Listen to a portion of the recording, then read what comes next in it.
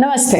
గత కొన్నాళ్లుగా అమెరికా భారత్ మధ్య వాణిజ్య సంబంధాలు బలహీనంగా కనిపించాయి. టారిఫ్ల మోతతో ఇబ్బందులు తలెత్తాయి. అయితే తాజాగా అమెరికా అధ్యక్షుడు ట్రంప్ భారత్ పై సుంకాలను తగ్గిస్తున్నట్లు ప్రకటించి ఊరటనిచ్చారు. ఈ చారిత్రాత్మక ఒప్పందం ఇప్పుడు ప్రపంచ దేశాల దృష్టిని ఆకర్షిస్తుంది. భారత వస్తువులపై ఉన్న 50% టారిఫ్లను ఏకంగా 18% తగ్గిస్తున్నట్లు ట్రంప్ ప్రకటించారు. అయితే ఈ భారీ రాయితీ వెనుక షరతు ఉంది. అదే రష్యా నుండి ముడి చమురు దిగుమతులను నిలిపివేయడం. మరి భారత్ దీనికి సిద్ధంగా ఉందా? రష్యా భారత్ బంధం ఏ మలుపు తిరగబోతుంది? వెనిజువెలా చమురు భారత్ అవసరాలను తీర్చగలదా?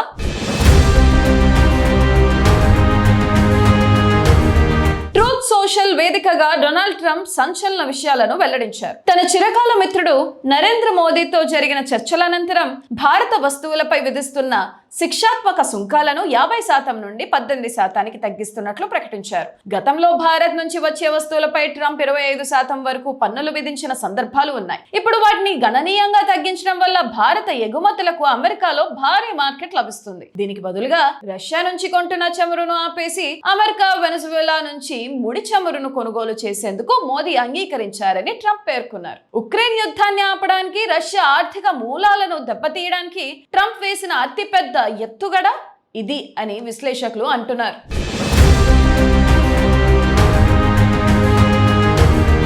చారిత్రాత్మకంగా భారత్ రష్యా మధ్య సంబంధాలు చమురు కంటే ఎక్కువగా రక్షణ రంగంపై ఆధారపడి ఉండేవి.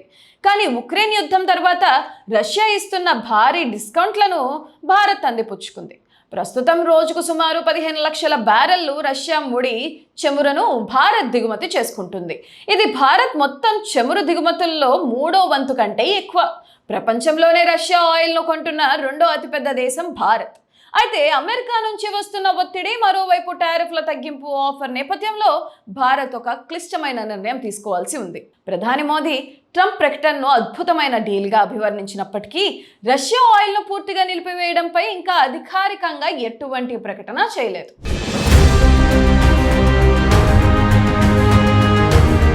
రష్యా ఆయిల్ ను వదిలేస్తే ఆ లోటును వెనిజువెలా తీర్చగలదా అనే ప్రశ్న ఇప్పుడు తలెత్తుతుంది. వెనిజువెలా చమురు రష్యా చమురు మాదిరిగానే హెవీ అండ్ సోర్ రకానికి చెందినవి. భారతీయ రిఫైనరీలు దీన్ని ప్రాసెస్ చేయడానికి అనుకూలంగానే ఉంటాయి.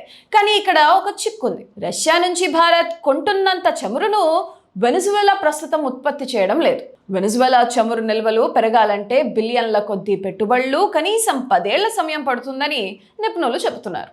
అంటే రష్యాను పూర్తిగా పక్కన పెట్టాలంటే అమెరికా తన చమురు సరఫరాను గణనీయంగా పెంచాలి, లేదా వెనిజువెలాలో మౌలిక సదుపాయాల కల్పనకు సహకరించాలి. ఇదే జరిగితే రష్యా ఆర్థిక వ్యవస్థపై తీవ్ర ప్రభావం పడుతుంది. తద్వారా ఉక్రెయిన్ యుద్ధం ముగిసే అవకాశం ఉందని ట్రంప్ భావిస్తున్నారు.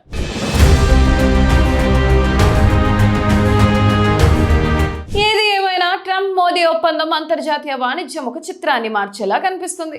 రష్యాతో దశాబ్దాల కాలంగా ఉన్న స్నేహాన్ని కాపాడుకుంటూనే అమెరికాతో వాణిజ్య ప్రయోజనాలను పొందడం భారత్కు కత్తి మీద సాము లాంటిదే. ఒకవైపు పుతిన్ నిరంతర చమురు సరఫరాకు హామీ ఇస్తుండగా, మరోవైపు ట్రంప్ భారీ టారిఫ్ రాయితీలతో ఆకర్షిస్తున్నారు. ప్రపంచ శాంతి కోసం మోదీ నాయకత్వం కీలకమని ట్రంప్ అనడం భారత్కు పెరుగుతున్న ప్రాధాన్యతకు నిదర్శనం.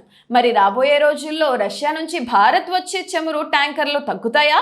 అమెరికా ఆయిల్ భారత్ గడ్డకు పెరుగుతుందా అనేది వేచి చూడాలి.